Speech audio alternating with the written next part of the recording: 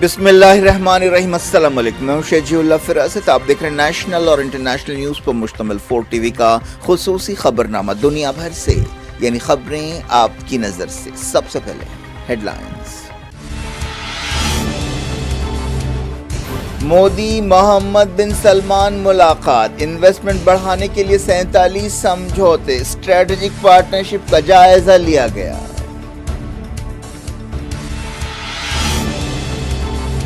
Saudi अरब vision 2030 की वजह से जबरदस्त मौशी तरक्की कर रहा है, मोदी ने की तारीफ।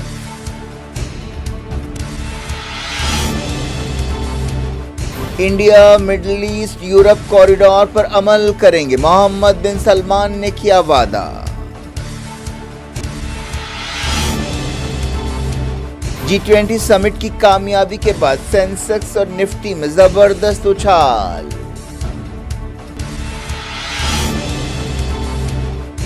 किम जोंग उन रशिया का दौरा करेंगे, क्रेमलिन ने किया कंफर्म। नॉर्थ कोरिया के लीडर रवाना हो चुके हैं, खबरों में दावा।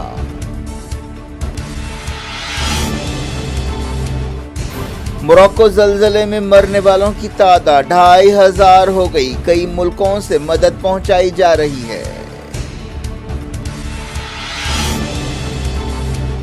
यूनाइटेड नेशंस की इंसानी हुकूक काउंसिल 6 अक्टूबर को कुरान मजीद की बेहुरमती के वाक़यात का जायजा लेगी।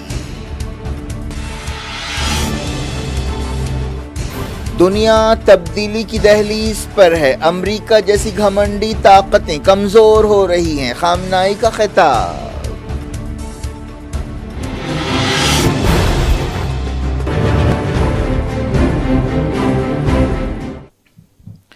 हेडलाइंस आपने देखी, अब खबरों की तफसील की तरफ आपको लिए चलते हैं। सबसे पहले बात करते हैं इंडिया सऊदी अरब ताल्लुकात की। वजीर आज़म नरेंद्र मोदी ने सऊदी क्राउन प्रिंस मोहम्मद बिन सलमान से दिल्ली में मुलाकात करते हुए कहा है कि इंडिया और सऊदी अरब के दरमियान स्ट्रेटेजिक पार्टनरशिप खित्ते और दुनिया के इस्तेहकाम और भलाई के लिए बहुत अहम है। सऊदी अरब को इंडिया का एक अहम स्ट्रेटेजिक पार्टनर करार देते हुए मोदी ने कहा कि दोनों मुल्क बदलते वक्त के साथ साथ अपने ताल्लुकात को नई समत दे रहे हैं। मोदी और मोहम्मद बिन सलमान ने India Saudi Arabia strategic partnership council की पहली मीटिंग में आपसी ताल्लुकात का जायजा लिया। वज़ीर आज़म ने मीटिंग के शुरू में कहा कि हमारे करीबी पार्टनरशिप को अगली सतह पर ले जाने के लिए कई पहल की गई हैं। हमारे ताल्लुकात को आज की मीटिंग से नई समत और तवानाई मिलेगी। 2019 में India Saudi Arabia strategic partnership council का ऐलान किया गया था, जिसका मकसद हसास शोबों में ताउन बढ़ाना है।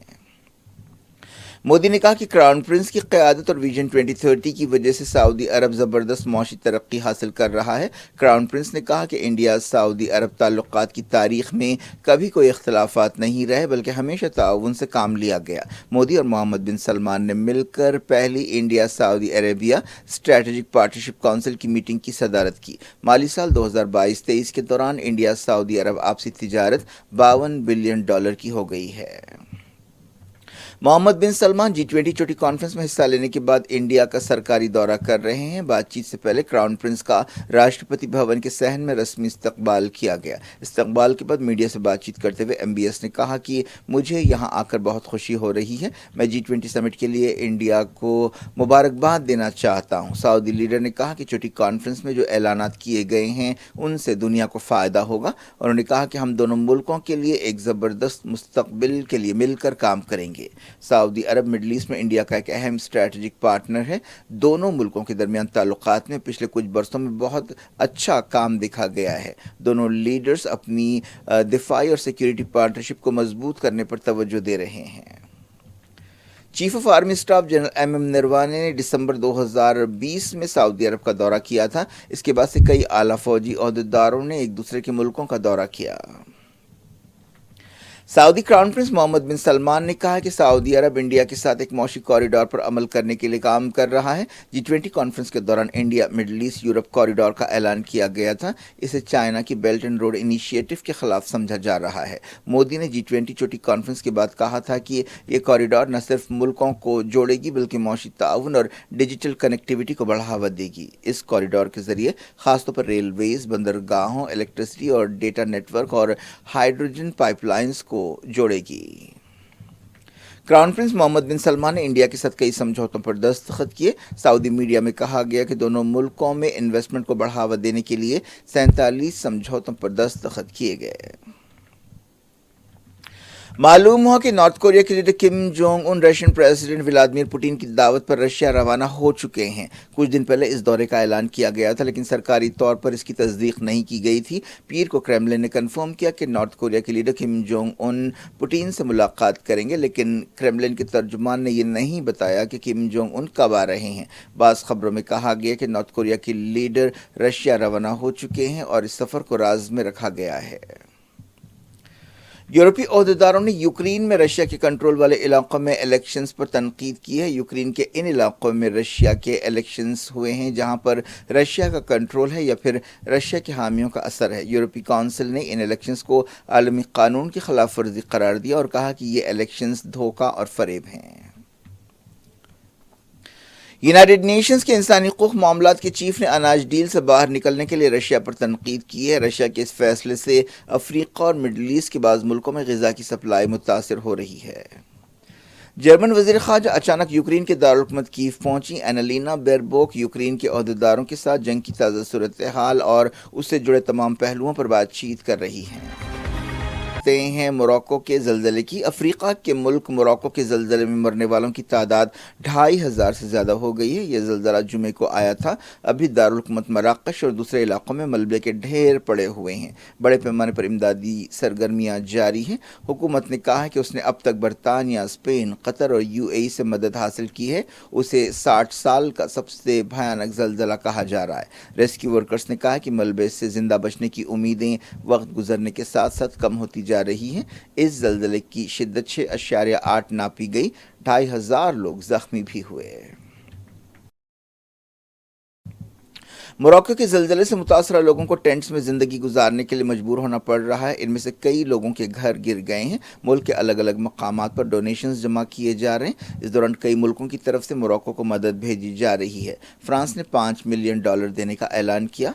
इस दौरान सऊदी अरब के शाह सलमान और क्राउन प्रिंस मोहम्मद बिन सलमान ने ज़लज़ले से मुतासरा मोरक्को की मदद के लिए हुक्म जारी किया है। कई लोग सड़कों पर सो रहे हैं। कई लोगों को डर है कि वो अब कभी अपने घरों को वापस नहीं जा सकेंगे। इस ज़लज़ले में मोरक्को के कई मकामात जो तारीख़ी अहमियत रखते थे उन्हें भी नुकसान पहुंचा है। मोरक्को के बादशाह मोहम्मद शशुम ने 3 दिन के शोक का ऐलान किया है। उन्होंने हुक्म दिया कि मस्जिदों में इतवार को नमाज जनाजा अदा की जाए। ईरान के सुप्रीम लीडर सैयद अली ख़ामनेई ने कहा है कि दुनिया एक तब्दीली की दहलीज पर है और तब्दीली ये भी आ रही है कि घमंडी ताकतें कमज़ोर हो रही हैं। सिस्तान, बलूचिस्तान और खुरासान सूबे के हज़ारों लोगों से ख़िताब करते हुए उन्होंने कहा कि अमेरिका और यूरोपीय मुल्कों की घमंडी ताकतें कमज़ोर हो रही हैं। ये ताकतें और कमज़ोर होंगी। सुप्रीम लीडर ने कहा कि वो मुल्क में इख्तलाफात दूर करने के लिए कोशिशें कर रहे हैं। उन्होंने कहा कि अमेरिका ईरान में बहरान पैदा करना चाहता है। उन्होंने कहा कि ईरान दुश्मनों से मुकाबला करने के लिए बहुत संजीदा है। ईरान ने कहा कि कुर्द अलहदगी पसंदों को निहत्था करने के लिए इराक को दी गई डेडलाइन बढ़ाई नहीं जाएगी। ईरान की वज़ारत ख़ारजा के तर्जुमान नासिर कनानी ने ये बात बताई। ये डेडलाइन 19 सितंबर है। यूनाइटेड नेशंस के इंसानी हकूक़ कमिश्नर ने कुरान मजीद की बेहुरमती के हालिया वाक़यात की मज़म्मत की है। वॉल्कर टर्क ने कहा कि इंसानी वक़ार की हिफाजत की जानी चाहिए। वो जेनीवा में इंसानी हकूक़ कौंसिल के 74वें सेशन से ख़िताब कर रहे थे। इम्कान है कि 6 अक्टूबर को कौंसिल कुरान मजीद की बेहुरमती के वाक़यात का जायज़ा लेगी। डेनमार्क और स्वीडन में हालिया अरसे में कई बार ऐसे वाक़यात पेश आए हैं। हार्वर्ड यूनिवर्सिटी में दर्जनों स्टूडेंट्स ने इसराइली जराइम के खिलाफ एहतजाज किया। यूनिवर्सिटी के फ्रेशर्स डे के मौके पर यह मुजाहरा किया गया। इस मौके पर फ़लस्तीनियों के हक़ में नारे लगाए गए। चाइना में एक नए कानून की तैयारी की जा रही है जिसके मुताबिक मुल्क के जज्बात को नुकसान पहुंचाने वाले या उसके जज्बे को कमज़ोर करने वाले तबसरे, बयानात, कपड़े या अलामतें जुर्म होंगे। इस सिलसिले में एक प्रोसेस शुरू कर दिया गया है। बाज़ गोशों की तरफ से इस कानून की बाज़ शिक़ों को बदलने का मुतालबा किया जा रहा है। ख़ासतौर पर सोशल मीडिया पर इस कानून की शिक़ों पर एहतजाज किया जा रहा है। انڈیا میں G20 چوٹی کانفرنس کی کامیابی کے بعد شیئر مارکیٹس میں اچھال کا رجحان ہے۔ بامبے اسٹاک ایکسچینج کے سینسیکس نے پھر سے 66,000 کا نشان حاصل کر لیا ہے۔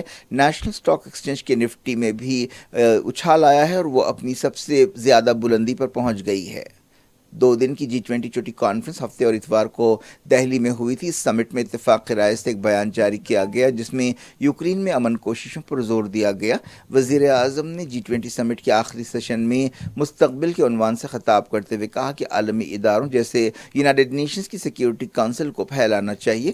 G20 چوٹی کانفرنس کے موقع پر India Middle East Europe corridor کا بھی اعلان کیا گیا۔ اسے چائنا کے بیلٹ اینڈ روڈ انیشیٹو منصوبے کے خلاف سمجھا جا رہا ہے۔ حالیہ عرصے میں عالمی منڈیوں میں گراوٹ کا رجحان دیکھا گیا جس کی وجہ یہ بھی ہے کہ چائنا نے یہ بات مانی ہے کہ اس کے ایکسپورٹس میں کمی آئی ہے۔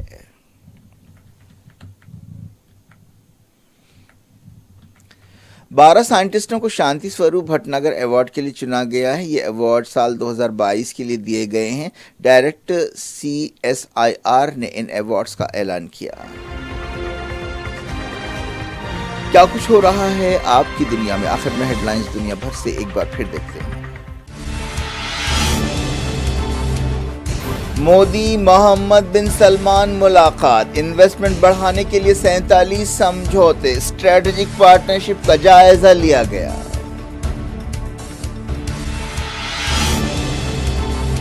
سعودی عرب ویژن 2030 کی وجہ سے زبردست معاشی ترقی کر رہا ہے، مودی نے کی تعریف۔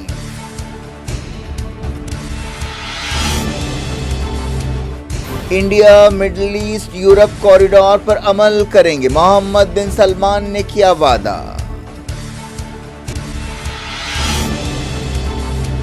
G20 سمٹ کی کامیابی کے بعد سینسیکس اور نفٹی میں زبردست اچھال۔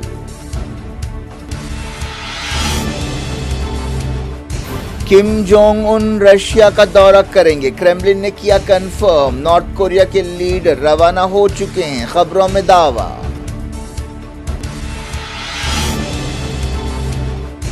موراکو زلزلے میں مرنے والوں کی تعداد 2500 ہو گئی، کئی ملکوں سے مدد پہنچائی جا رہی ہے۔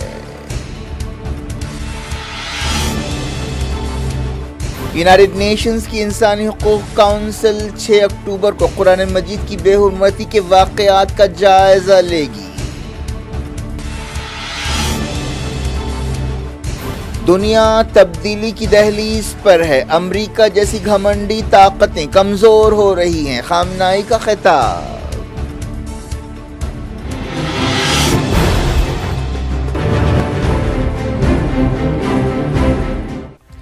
یہ تھی آج کی خبریں۔ شجول افراسد کو دیں اجازت اور اپنا بے حد خیال رکھیں۔ اللہ حافظ۔